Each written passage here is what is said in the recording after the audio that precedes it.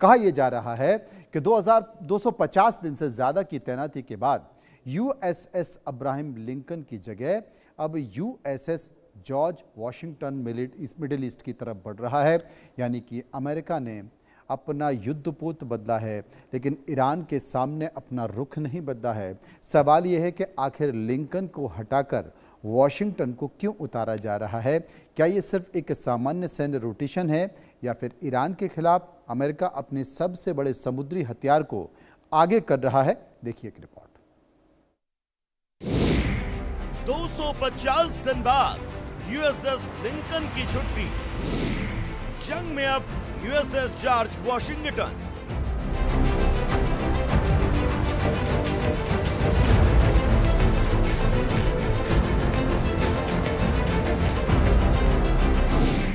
समंदर में अमेरिका का कैरियर स्वैप, लिंकन की जगह अब वॉशिंगटन।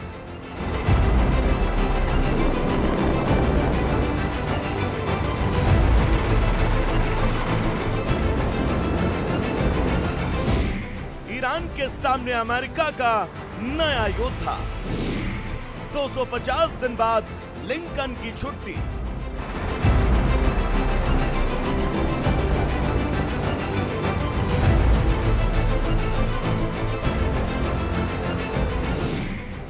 हॉर्मुज पर अमेरिकी युद्धपोत का पहरा, ईरान के खिलाफ अमेरिका की नई तैनाती।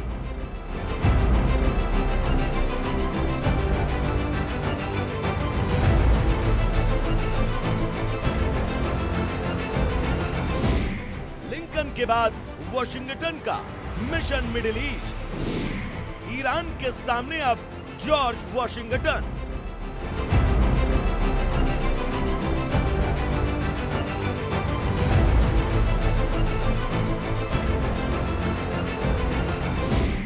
मिडिल ईस्ट में अमेरिकी कैरियर गेम, हॉर्मुज के पास यूएस का पावर सेंटर।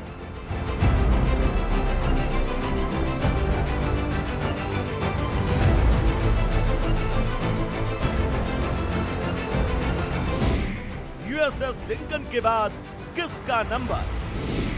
अमेरिका ने बदला अपना सी वॉरियर। समंदर के बीच तैरता अमेरिका का सबसे ताकतवर युद्धपोत, ऊपर फाइटर जेट्स की गड़गड़ाहट, लेकिन नीचे जहाज के अंदर कहानी कुछ और। कहा जा रहा है कि महीनों से समुद्र में डटे यूएसएस अब्राहम लिंकन के क्रू पर अब थकान हावी होने लगी है। लंबी तैनाती, मानसिक तनाव और बुनियादी सुविधाओं को लेकर शिकायतें। इसी बीच अमेरिका ने अपने नौसैनिक ताकत को रोटेट करने का फैसला किया है। अब यूएसएस अब्राहम लिंकन की जगह मिडिल ईस्ट में दस्तक देगा यूएसएस जॉर्ज वॉशिंगटन, यानी जहाज बदलेगा, लेकिन ईरान के सामने अमेरिका की ताकत का प्रदर्शन जारी रहेगा। जॉर्ज वॉशिंगटन अमेरिकी परमाणु एयरक्राफ्ट कैरियर है। ये अमेरिका के पहले राष्ट्रपति जॉर्ज वॉशिंगटन के नाम पर है। यूएसएस जॉर्ज वॉशिंगटन की लंबाई करीब 333 मीटर है। ये परमाणु एयरक्राफ्ट कैरियर परमाणु ऊर्जा से चलता है। इसमें करीब 5000 प्लस लोग तैनात हो सकते हैं।